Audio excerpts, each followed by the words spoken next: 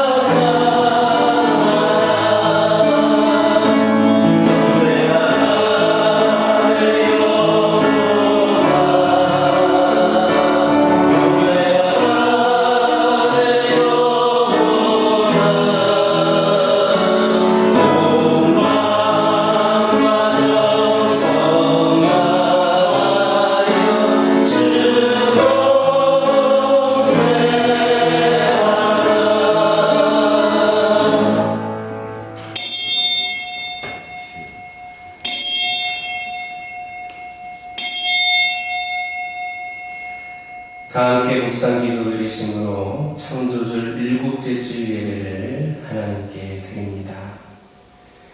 너희는 먼저 그의 나라와 그의 의를 구하라. 그리하면 이 모든 것을 너희에게 더하시리라.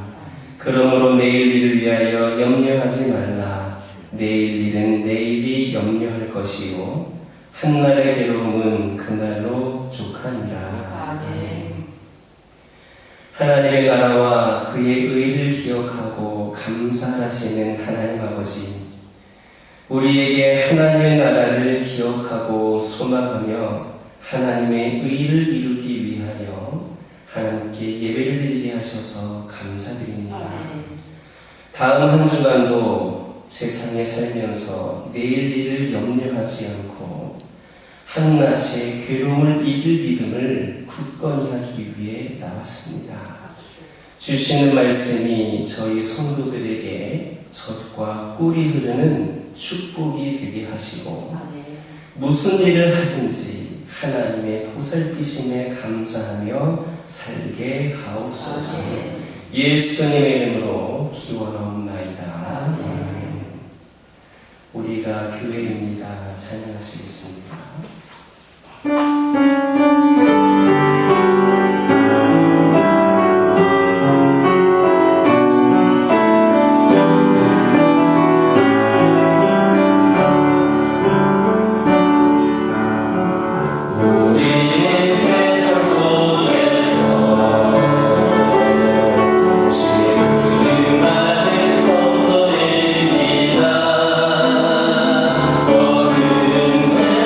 주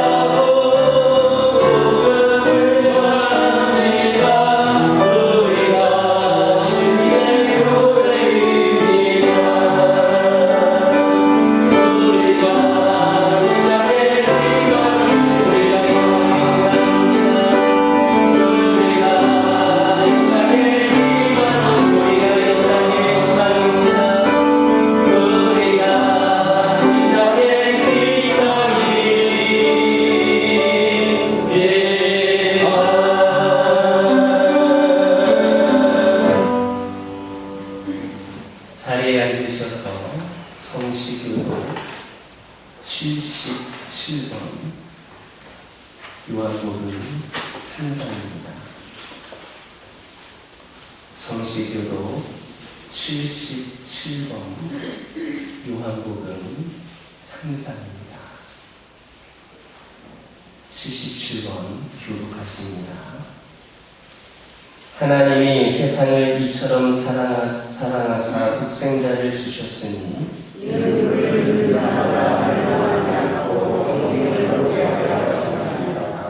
하나님이 그 아들을 세상에 보내신 것은 그로 말미암아 세상이 구원을 받게 하려 하심이라. 믿지 아니하는 자는 하나님의 독생자의 이름을 믿지 아니하므로 그 존재는 이것이니 곧 빛이 세상에 왔으되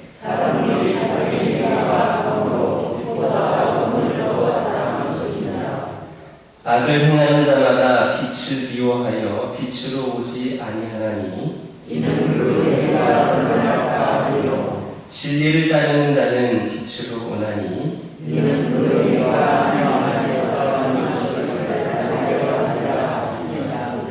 아멘.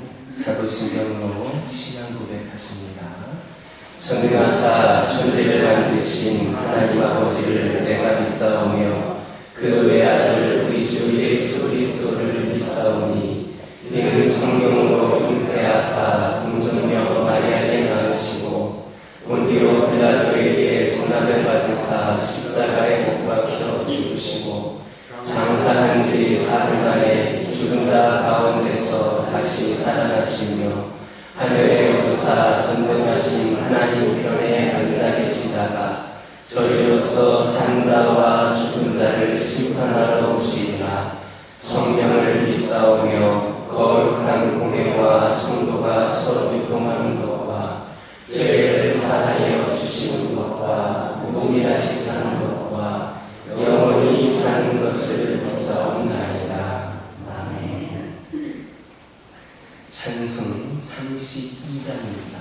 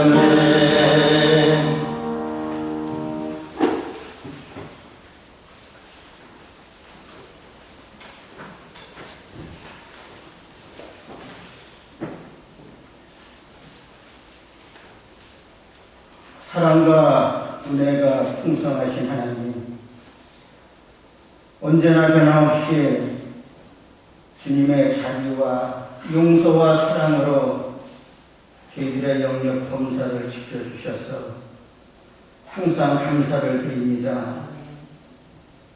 오늘도 우리 하나님께서 믿음을 주셔서 다른 데 가지 않고 집에 모이지 않고 주님이 피 흘려 세우신 귀한 이 성전에 나와서 예배할 수 있도록 인도해 주셔서 감사합니다.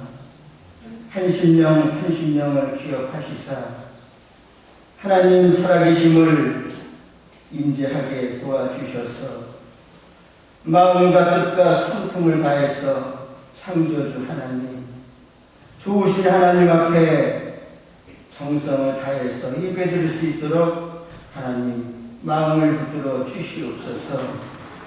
아버지, 저희들이 또 살아오면서 뒤를 돌아다 봅니다. 우리 하나님께서 저희들에게 내리신 강령은 땅끝까지 이르러 내 증인이 되라고 하셨는데, 저희들이 수십 년 신앙생활을 하면서 멀리는 가서 전도는 하지 못할 망정 이웃에 죽어가는 영혼을 한 사람이라도 전도해서 이 교회에 채우지 못하고 살았음을 하나님 긍휼히 여겨 주시옵소서. 아버지, 그리고 오랜 세월 동안 코로나를 통해서 교회에 출석하지 못한 세월이 너무나 많은 심령들이 있습니다. 아버지, 그들이 이제 더 나아가서 믿음이 떨어져 아예 신앙을 접지나 않을까 심히 걱정되는 이 시기입니다. 우리 하나님께서 한 심령을 구원하기도 어려운 이때에 그들의 믿음을 붙잡아 주셔서 성령을 거두지 마시고 또 교회도 무관심으로 나가는 것이 아니라 그들의 관심을 갖고 잘 관리할 수 있도록 하나님 열심을 허락하여 주시옵소서. 그리고 저희들이 곰곰이 생각해 봅니다. 코로나가 오기 전에는 교회에서 이것저것 봉사하는 것들이 당연히 해야 되고 마땅히 해야 되고 습관적으로 몸에 길들었던 봉사조차도 오랜 세월에 그 모든 것이 끊기고 보니 이제 새로 시작하려니까 군일을 하는 것처럼 힘들고 없던 일을 새로 시작하는 것처럼 부담을 갖는 것을 볼 수가 있습니다. 아버지, 저희들이 이러한 불충을 용서하여 주시옵소서. 우리가 어렵고 힘들 때 우리 주님을 바라보게 도와주옵소서. 여우도 불이 있고 새들도 깃들 곳이 있지만 나는 머리 둘 곳이 없다고 하신 그 열악하고 힘든 가운데서도 우리 하나님의 사명을 다 감당하는 것도 모자라서 또 죽을 때는 양발과 양손에 대못이 박혀서 얼마나 아팠겠습니까? 그러나 그것을 참고 견뎠습니다. 그것이 누구를 위해서입니까? 우리 예수님이 죄가 많아서 스스로 죄를 씻기 위함도 아니요, 예수님의 병이 많아서 병을 씻기 위함도 아니고, 예수님께서 저주가 많아서 저주를 씻기 위해서도 아닙니다. 그리고 예수님이 영생이 없어서 십자가에 달렸습니까? 그것은 다 죄 많은 우리와 나를 위해서 그 쓰라린 십자가를 지심을 기억하고 저희들은 아버지 그 은혜에 보답하는 심정으로 하나님 앞에 남은 여생을 다 드릴 수 있게 도와주옵소서. 게으르고 나태해서 녹슬어버리는 인생이 아니라 하나님께 최선을 다해서 다 갈아 없어지는 그런 인생으로 충성하게 도와주시옵소서. 인간적으로는 갈 때 안 갈 때 다 가고 인간의 욕심은 열심으로 할 일 안 할 일 다 하면서 주님의 일을 기피하는 것은 불충입니다. 인간적으로 하는 것이 당장 달콤하고 좋을지 몰라도 그 끝은 헛되고 다 썩는 양식으로 마감되는 것을 꼭 기억하게 도와주시옵소서. 오직 영원히 썩지 않는 양식은 주를 위해서 충성하고 영원히 썩지 않는 기름 준비는 오직 주님을 위해서 충성하는 것만이 아버지 영원히 빛나는 상급인 줄 알고 오직 주님께 푹 충성할 수 있도록 회개의 열매를 맺을 수 있도록 이 시간 다짐하게 도와주시옵소서. 이 시간 단위에 세우신 귀한 목사님 영육간에 강건함을 베풀어 주시고 이 시간도 전하는 말씀이 저희들이 얼만큼 나태해지고 신앙이 떨어졌는가를 잘 분별하고 기억해서 다시 회복될 수 있는 복된 말씀으로 인도하여 주셔서 저희들을 정신을 바짝 차리고 근신하는 믿음으로 돌아가게 하여 주시옵소서. 이 시간 다 마음의 논이라도 나오지 못한 심령들 어느 곳에 있든지 그들 위해 통일한 은혜를 더하여 주시고 다음부터는 이 자리에 나와서 한 목소리로 찬양하고 예배할 수 있도록 발걸음 인도하여 주시옵소서. 모든 예배 순서 절차마다 우리 성삼위일체 하나님 홀로 영광받아 주시옵기를 간절히 바라오며 이곳에 교회를 세우시고 한 영혼이라도 구원받기를 원하시는 우리 구주 예수님의 이름으로 기도드리옵나이다.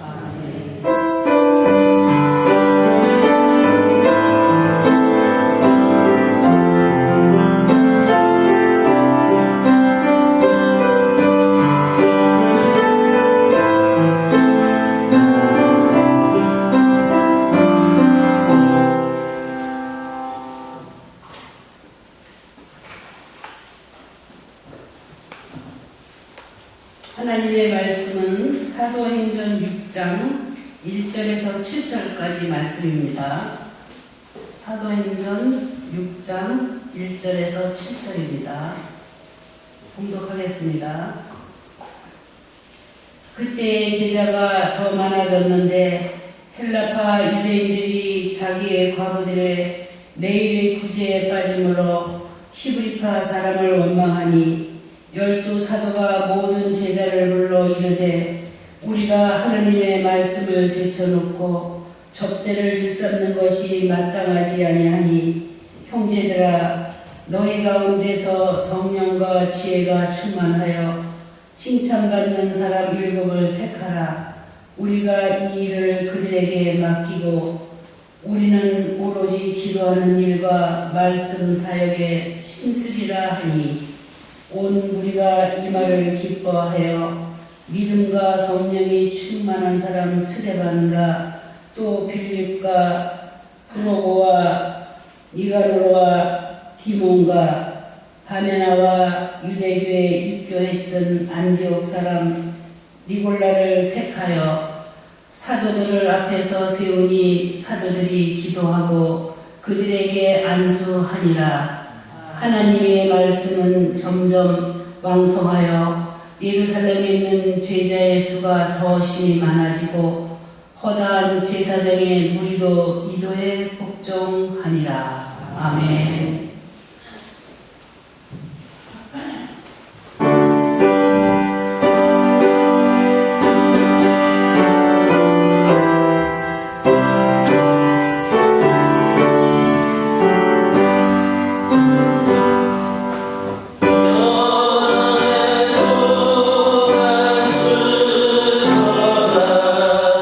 세상 열랑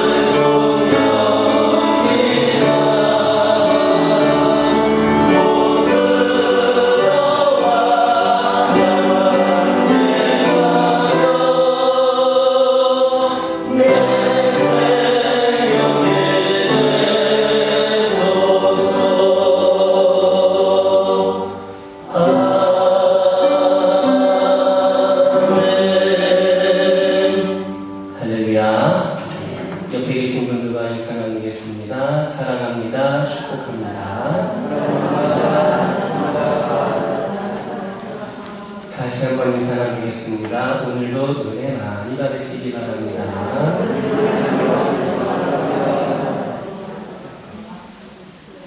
할렐루야. 오늘은 다른 주일날보다도 특별히 오랜만에 오신 분들이 여러 분 계신 것 같습니다. 아마 우리 주님께서도 기뻐하시고 주의 이름으로 환영하여 주시고 축복해 주실 줄 믿습니다. 근데 아쉽고 안타까운 것은 뭐냐 하면 매번 제가 말씀을 드리지만 분명히 새로 오랜만에 누가 오면 우리 인원은 늘어야 하는데 그 자리가 아닙니다. 그 몇몇이 지금 어딘가에 갔다라는 것이지요. 우리 하나님을 예배하는 모든 자들에게 있어서 가장 우선순위가 되어야 되는 것은 예배인데 우리가 너무나도 쉽게 자리도 많이 있는데 다른 사람을 배려할 것도 없는데 이렇게 자리가 비울 때가 있음을 생각할 때에 아쉬움이 있습니다. 부득이하게 출타해야 되는 경우가 있을 수 있습니다. 이제 여러분들에게 말씀드리고 싶은 것은 여러분들이 예배를 가장 우선순위로 생각했으면 좋겠고 특별히 부득이하게 출타하게 되는 경우에는 그곳에서 가장 가까운 교회에서 꼭 예배를 드려서 예배를 범하는 그런 자들이 없는 우리 교화교회 되기를 주님의 이름으로 축원합니다. 우리 계속해서 사도행전의 말씀을 살펴보고 있는데 초대교회는 급성장했습니다.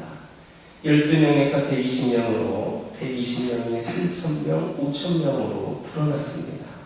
그 나중에는 수를 셀 수조차 없었다 할 정도가 되었습니다. 짧은 시간에 이렇게 대형 교회가 된 겁니다. 또 초대교회는 시련을 겪고 핍박을 받기도 했습니다. 그래서 그들의 신앙은 더욱더 견고해졌습니다. 이렇게 고난이 오면 우리 믿음은 순결해지고 더 단단해지는 법입니다. 그래서 그들은 감옥에서나 공회에서나 길거리에서 예수는 그리스도이시다 이렇게 담대하게 증거했습니다. 그러나 성경을 보면 이런 교회의 성장과 성도들이 거둔 신앙의 소식도 있었지만 불만의 소리도 자라고 있다는 것을 보게 됩니다. 그것은 교회의 급성장으로 말미암아 생기게 된 결과였습니다. 교인의 숫자가 많아지고 교회가 갑자기 커지는 과정에서 생기는 여러 가지 부작용들을 예루살렘 교회도 똑같이 갖고 있었습니다. 1절의 말씀 함께 읽겠습니다.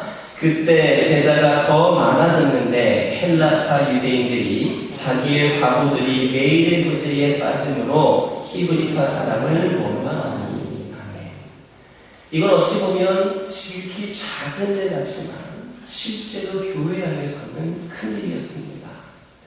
초대교회 안에서 섭섭함과 불만과 비판의 소리가 생긴 이유는 두 가지가 있는데 먼저는 제자가 많이 생겼기 때문입니다.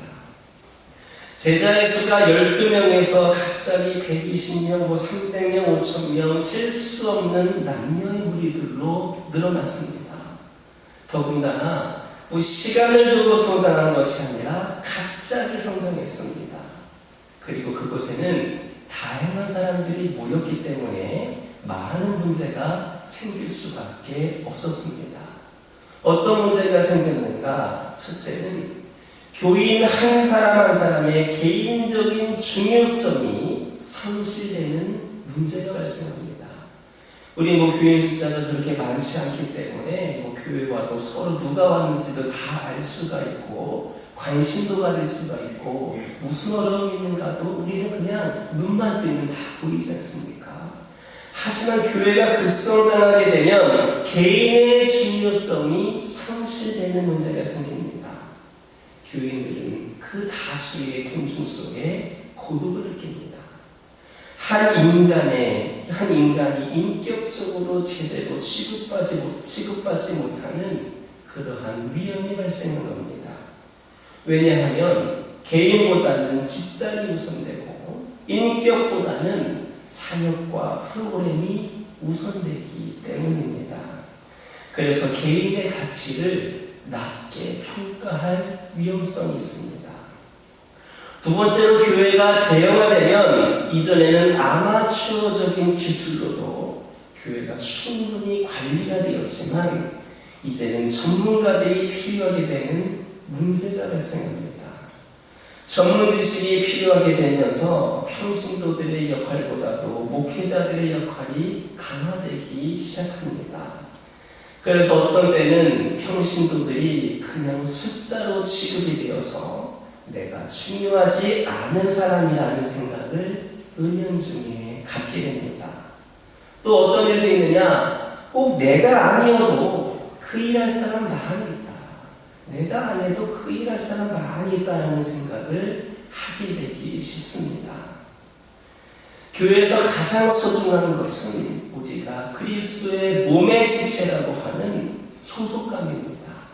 내가 없어도 되겠다가 아니라 내가 이 교회를 위하여서 무엇인가를 해야겠다라고 하는 소속감이 너무나도 중요합니다. 천국 백성, 하나님 나라에 속한 백성으로서 영적인 자부심의 그 자부심과 마음을 가진 사람들의 공동체에서는 그 친교는 굉장히 중요한데 그런 것들을 은연중에 잃어버리는 겁니다. 세 번째로 교회가 급성장하면서 애초에 목적과 비전을 잃어버리거나 악화시키는 문제가 발생합니다. 현실적으로 교회를 운영하는 중요한 문제들이 본질적인 문제보다 더 중요하게 급하게 취급되고 우선시되기 때문입니다. 중요한 문제들을 뒷전에 젖히고 현실적인 문제를 우선해서 다루다 보니까 교회의 우선순위가 뒤바뀌게 되고 그렇게 해서 처음의 목적과 비전이 희미해지기 시작합니다. 이런 세 가지 얘기들이 초대교회에 발생합니다. 아무리 교회가 급성장하고 대여가 된다 하더라도 중요한 것은 사역이나 프로그램보다 사람입니다. 사역이나 프로그램보다 중요한 것이 그 한 영혼입니다. 교회의 본질과 목표는 결코 변질될 수 없습니다. 교회가 작든지 크든지 그것의 가장 중요한 목적은 한 영혼입니다. 이게 변질되어서는 안 됩니다. 이런 문제들과 맞서서 우리는 부단히 고민하고 기도하고 싸워야 합니다. 그럴 때에 우리 교회는 정말로 사도행전적인 아름다운 교회로 계속해서 성장하고 나누어주는 교회가 될 것이고 교회 안에서 서로 싸우고 힘을 낭비하거나 별로 중요하지 않은 문제들에 돈과 시간을 낭비하는 일을 하지 않게 될 겁니다. 우리는 끊임없이 주님이 원하시는 쪽으로 흘러가야 합니다. 우리 교회의 상황과 형편보다 중요한 것이 우리 주님이 원하시는 길입니다. 그런 방향으로 헌금도 사용하고 그런 방향으로 사람도 세우고 파송하고 그런 방향의 사역에 사람들을 두루두루 투입할 수 있는 우리 교회가 되기를 주님의 이름으로 축원합니다. 초대교회 안에서 섭섭함과 불만과 비판의 소리가 생긴 이유 두 번째는 초대교회의 구제활동 때문입니다. 사실 구제활동하자는 데에 이의를 제기할 사람은 없습니다. 선교하자는 데에 이의가 있을 수 없습니다. 전도하자는 데 이의가 있을 수 없습니다. 그러나 구제하는 방법, 구제 과정에서의 문제 때문에 싸울 수 있습니다. 즉 이런 문제로 다투다가 구제하는 일 자체를 잃어버리는 겁니다. 구제는 반드시 해야 하는데 그 과정이나 그 방법 때문에 분란이 일어나고 싸우다 보니까 본래의 목적인 구제를 못하는 겁니다. 이렇게 상황에 불과한 문제를 놓고 다투다가 본질적인 문제를 잃어버리는 것이 때로는 우리들의 모습이기도 합니다. 바로 초대교회도 이러한 위험성을 갖고 있었습니다. 헬라파 유대인들은 자기 파의 과부들이 매일 분배되는 구제에서 빠졌다라고 주장합니다. 여기서 우리는 헬라파 유대인과 히브리파 유대인이 등장하는 것을 볼 수 있습니다. 외지에서 온 헬라파 유대인들은 아마도 히브리파 유대인들에 의해 소외당한다라는 피해의식을 갖게 된 모양입니다. 그래서 교회 공동체에 모이면서 끼리끼리 은밀하게 자기들만의 모임을 가졌던 것 같습니다. 그리고 어떻게 이룰 수 있느냐, 왜 우리 과부들만 구제해서 빠져야 하느냐 하며 울분을 토하며 흥분을 하게 된 겁니다. 그 당시에 가난한 과부들과 급빈자들이 교회 내에 참 많이 있었습니다. 그래서 교인들은 가난한 이들에게 음식을 나눠주는 일을 했습니다. 하루에 한 끼 내지 두 끼를 만들어서 음식을 제대로 못 먹는 과부와 급빈자들에게 음식을 대접했다 했습니다. 그런데 매일 구제에 빠짐으로 라고 하는 상황이 벌어진 겁니다. 그것만이 아니었습니다. 헬라파 사람들은 외지에서 온 것만으로도 서운한데 자기네 식구들은 제대로 혜택을 못 받는 상황에서 봉사일을 더 많이 감당하게 된 처지에 불평을 했습니다.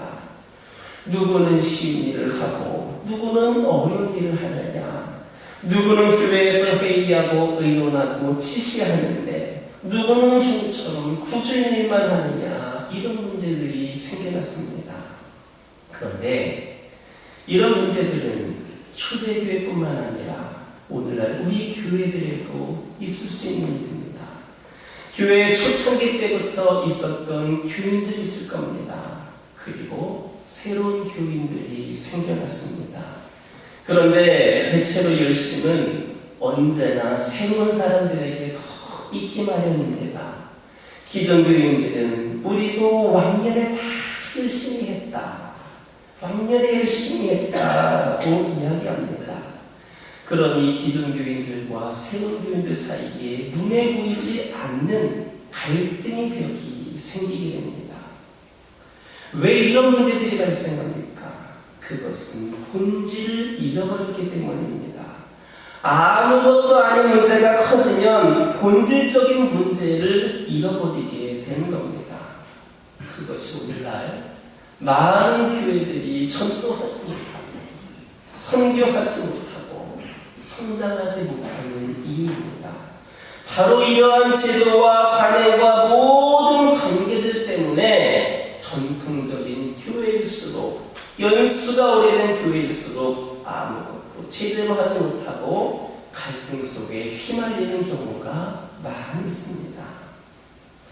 초대교회 내에 이런 문제들이 생긴 것을 눈치챈 사도들은 현명한 판단을 해서 다음과 같은 행동을 취합니다. 2절, 3절 함께 읽겠습니다. 12사도가 모든 제자들을 불러 이르되 우리가 하나님의 말씀을 제쳐놓고 적대를 일삼는 것이 마땅하지 아니하니 형제들아, 너희 가운데서 성령과 지혜가 충만하여 칭찬받는 사람 7을 택하라. 우리가 이 일을 그들에게 맡기고. 아멘. 급성장한 교회, 대형 교회의 문제점 중에 하나인 우선순위의 혼돈, 즉 본질의 문제가 퇴색되는 문제점을 그들이 발견합니다. 문제가 무엇인가? 사도들의 본질적인 임무는 설교하는 것이고 가르치는 것이고 성도들을 양육하는 것입니다.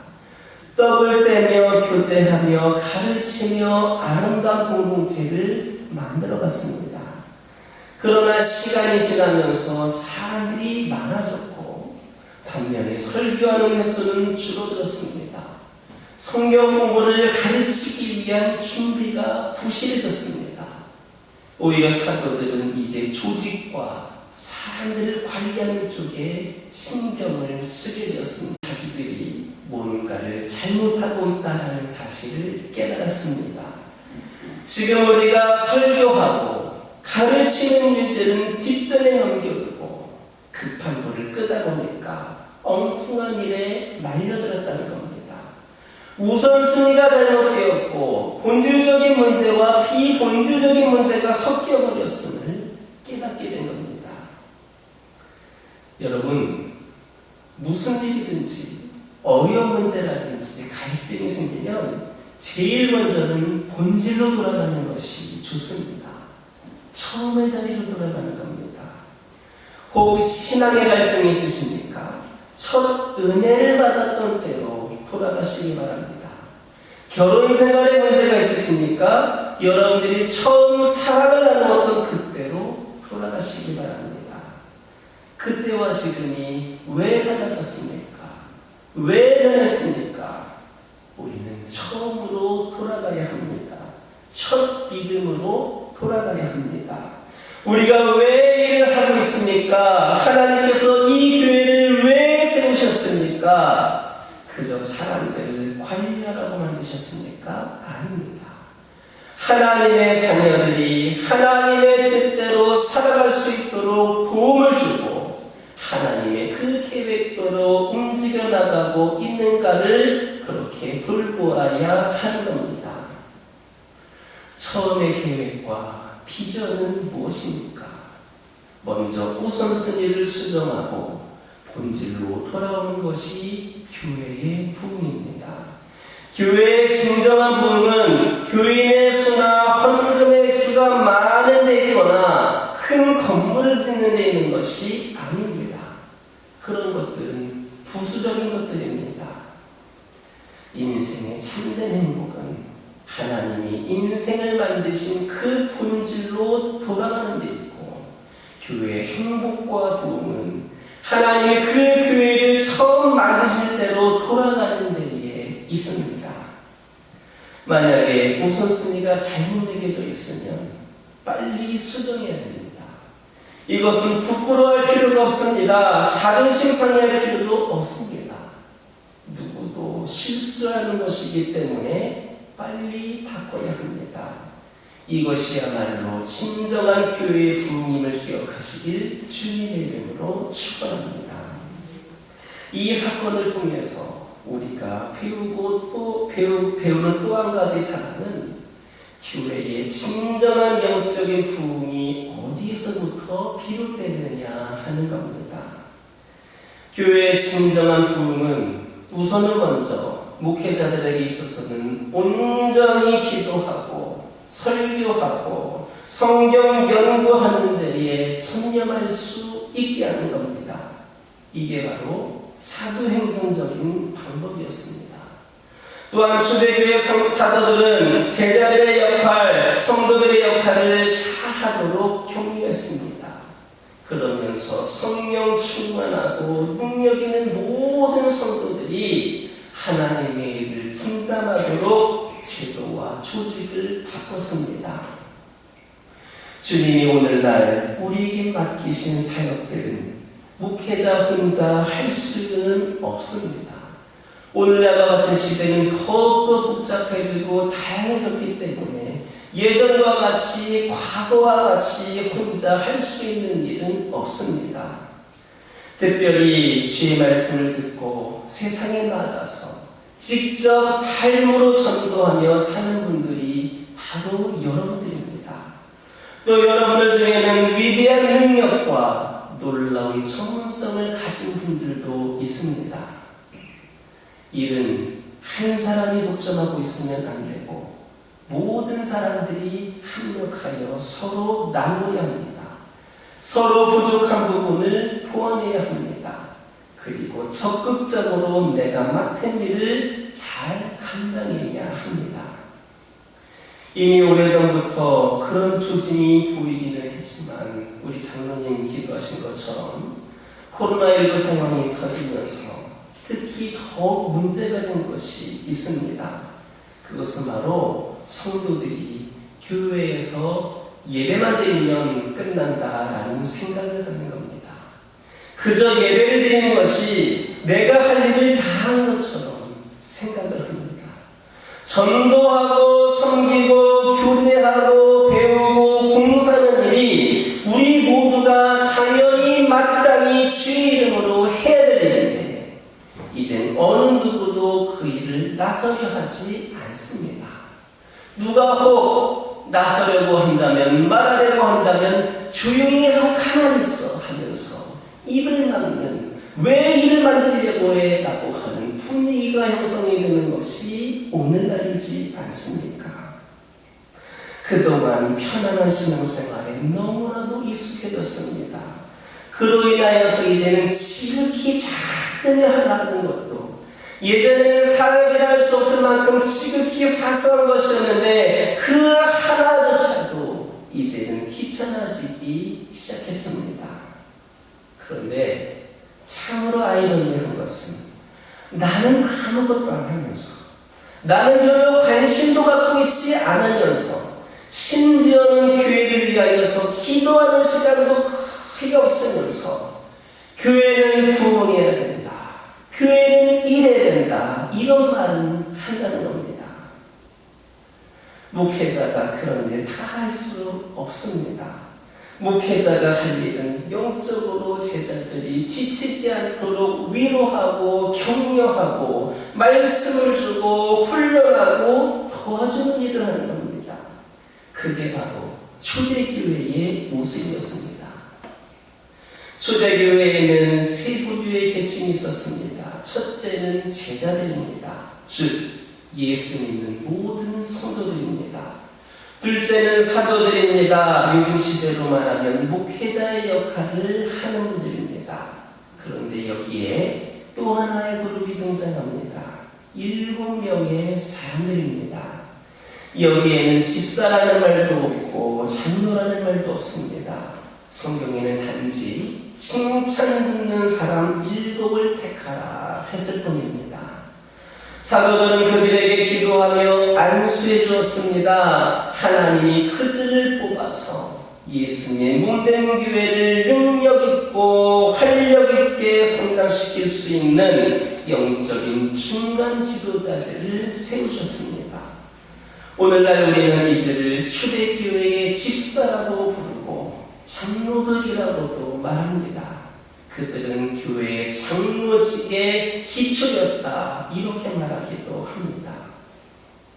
저는 여러분들이 영광스러운 장로나 권사나 집사가 되기를 주님의 이름으로 축원합니다. 그 이유는 세상에서의 명예 때문이 아니라 하나님의 일을 섬기는 축복 때문입니다. 이것은 하나님이 기름 부어주시는 영적인 권위입니다. 사도들이 7사람을 뽑은 이유가 무엇입니까? 첫째는 사역을 나누기 위해서입니다. 그동안에는 모든 일을 사도들 중심으로 했는데 이제 사도들이 하던 사역의 일부를 모든 제자들, 곧 성도들에게 나눠주는 겁니다. 그렇다면 그렇게 나눠주는 목적이 무엇인가? 성도들도 사도들의 협력자로서 일을 함께 감당하게 하기 위해서입니다. 교회에서 장로나 권사나 집사를 뽑는 가장 큰 이유는 목회를 돕는 협력자들을 뽑음으로써 교회 모든 일들을 한 사람이 독점하지 않도록 나누려고 하는 겁니다.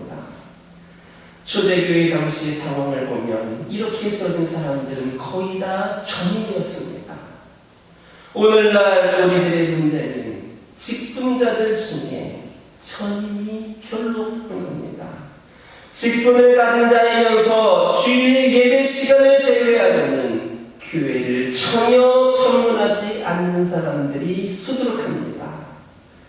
저는 앞으로 여러분들 가운데에 일주일에 한번 교회에 왔다가 예배드리고 가는 그런 수준의 직분자가 아니라 수시로 교회에 관심을 갖고 방문하여서 진정 헌신하고자 하는 믿음이 여러분들에게 가득하게 되기를 주님의 이름으로 축원합니다.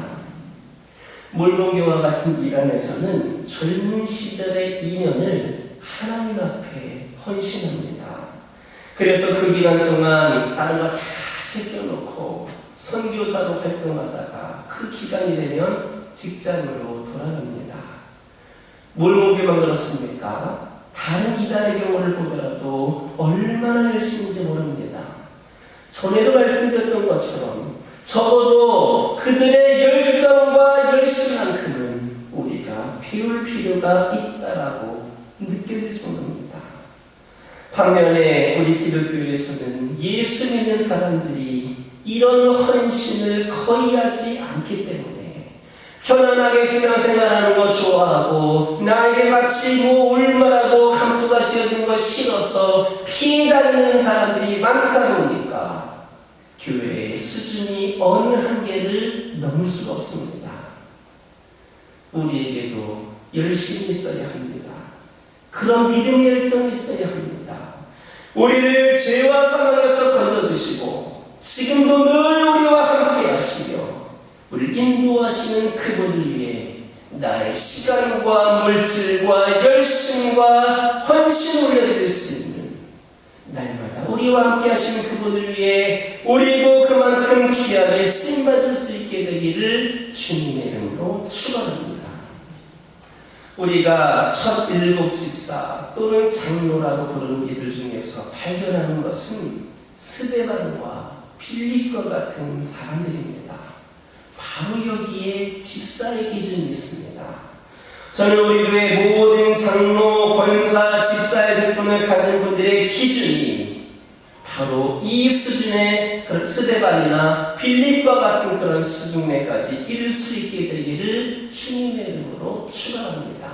집사 생활 제대로 못하고 적당히 신앙생활은 다른 그 집사, 권사, 장로의 모습을 내 기준으로 삼지 말고 스데반과 빌립과 같은 그런 직분자를 내 직분의 기준으로 삼는 말입니다.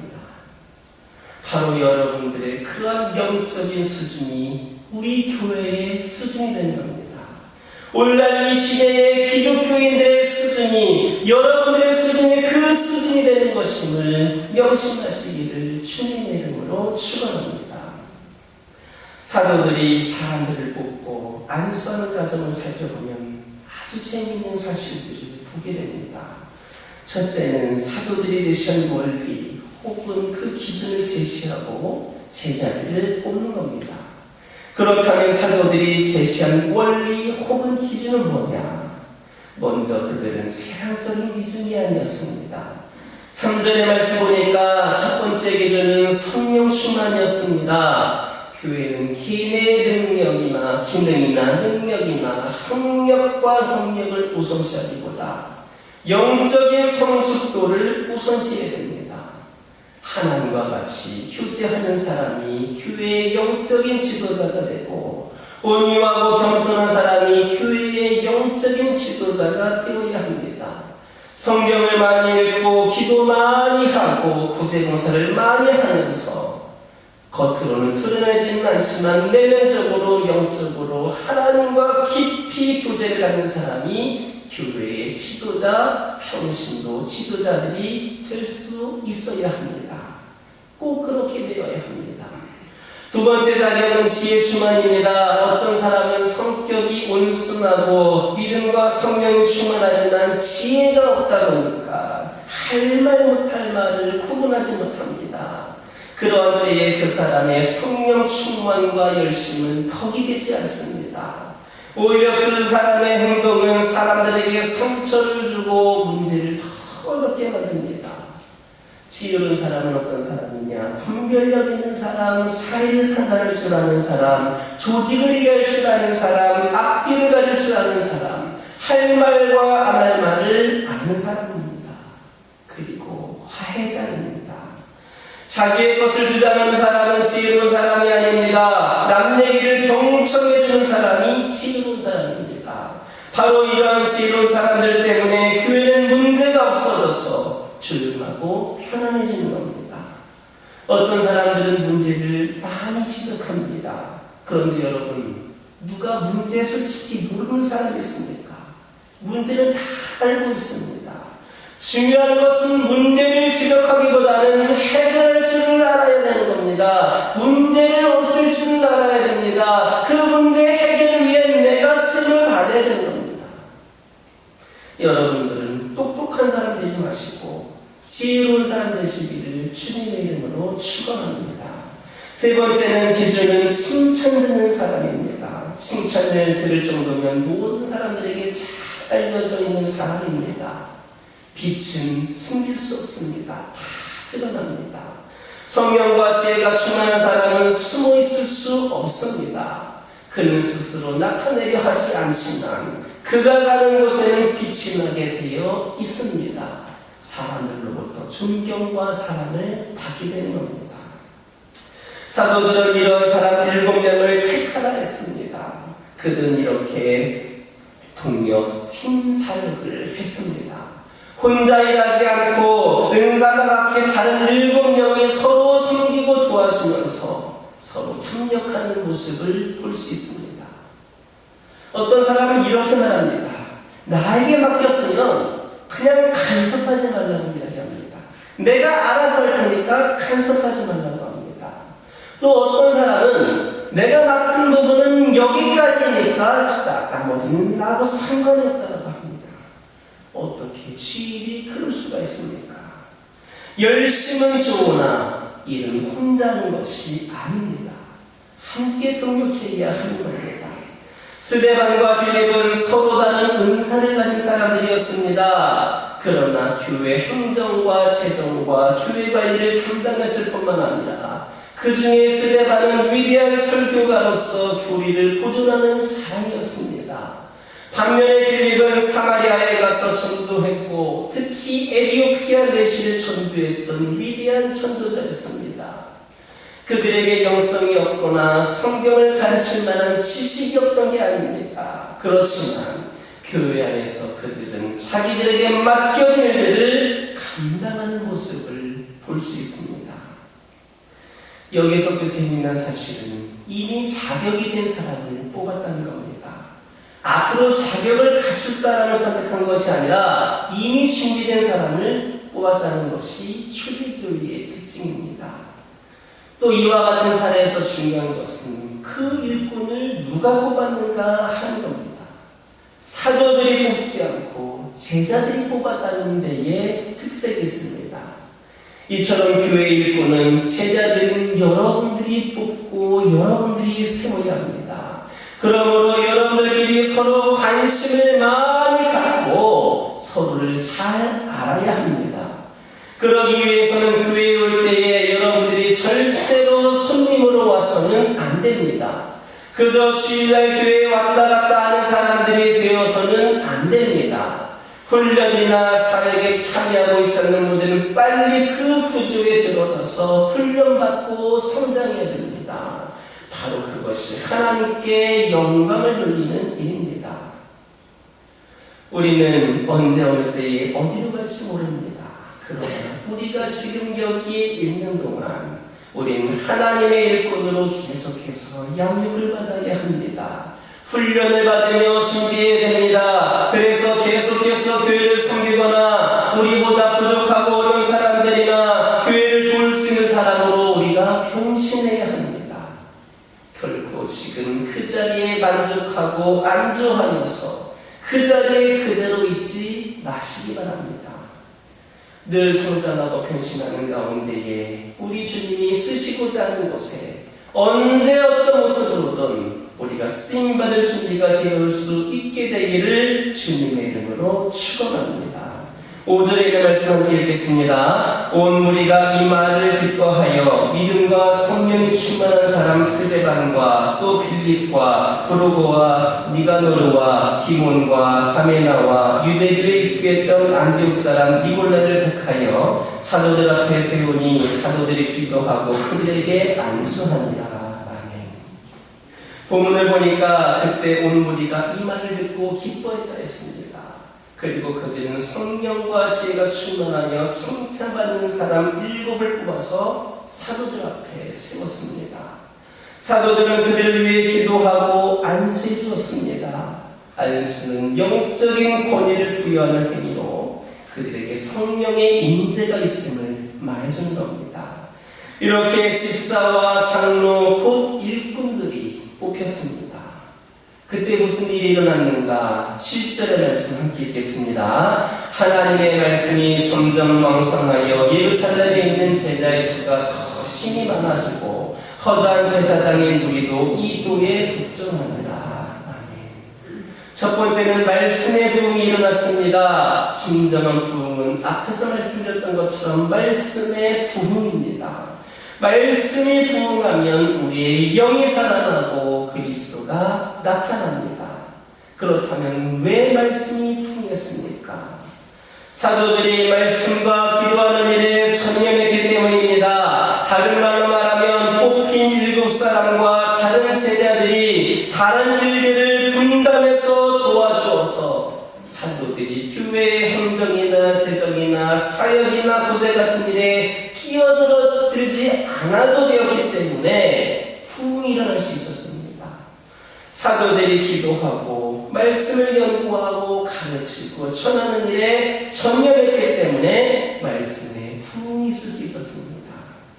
이런 일들이 우리 교회에도 있기를 축원합니다. 여러분들도 제가 더 많이 기도할 수 있도록, 더 말씀을 깊이 묵상하고 준비할 수 있도록, 한 영혼을 위해 더 기도하고 한 영혼을 더 사랑할 수 있도록 함께 해주시기 바랍니다. 이것이 교회의 진정한 부흥입니다. 두 번째로 말씀의 부흥과 함께 예루살렘에 있는 제자의 수가 많아졌습니다. 즉 말씀의 부흥과 함께 교인의 수가 많아져야 부흥입니다. 우리 주위에는 성장을 멈춘 교회나 자라지 않은 성도들이 있습니다. 아니, 솔직히 우리 교회가 그렇습니다. 여러분, 자기 자녀가 성장하지 않을 때 아버지의 마음은 어떻겠습니까? 5살 먹은 아이가 자라지 않은 채 1년이 가도 2년이 가도 계속 그대로 머물러 있다면 이때 부모의 마음은 어떻겠습니까?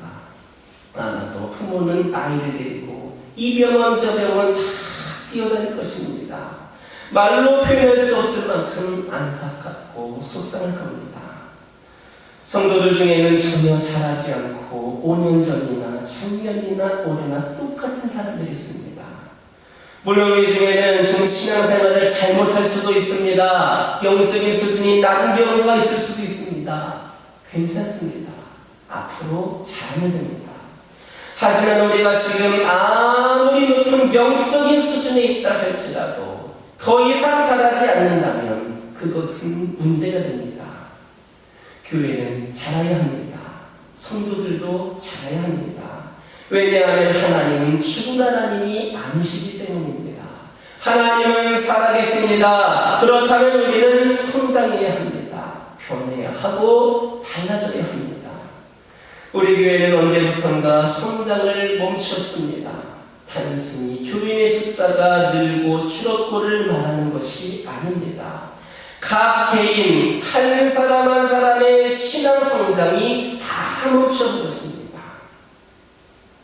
우리는 계속해서 성장해야 됩니다. 우리를 통해 이 지역에 있는 모든 사람들이 영적으로 은혜를 받고 영향을 받아야 합니다. 이게 사도행전입니다. 이게 바로 하나님의 방법입니다. 물론 우리가 할 수 있는 일에는 한계가 있습니다. 그러나 그 한계가 왔다고 해서 성장을 멈출 수는 없는 겁니다. 계속해서 전진하고 하나님 나라를 위해 확장되고 빛내야 됩니다. 하나님은 바로 여러분들을 그런 일에 사용하기를 원하십니다. 준비하시기 바랍니다. 열심히 뛰며 준비하시기 바랍니다. 내 자신을 단련시키고 훈련시키기 바랍니다. 그렇게 해서 위대한 하나님의 사역자 일꾼들이 바로 저와 여러분이 되기를 주님의 이름으로 축원합니다. 기도하겠습니다. 하나님 아버지, 우리에게 이런 위대한 비전을 주시고 사도행전의 위대한 꿈을 주신 은혜를 찬양합니다. 오늘 주신 말씀을 통해 사도들의 지혜를 보면서 우리도 우리 교회도 더욱 새로워지게 하옵소서. 이 자리에 머리 숙인 당신의 종들 이 모두가 다 성령과 지혜가 충만하여 존경받는 일꾼들이 되게 하여 주옵소서. 예수님의 이름으로 기도드립니다. 아멘. 봉헌 찬송 408장입니다.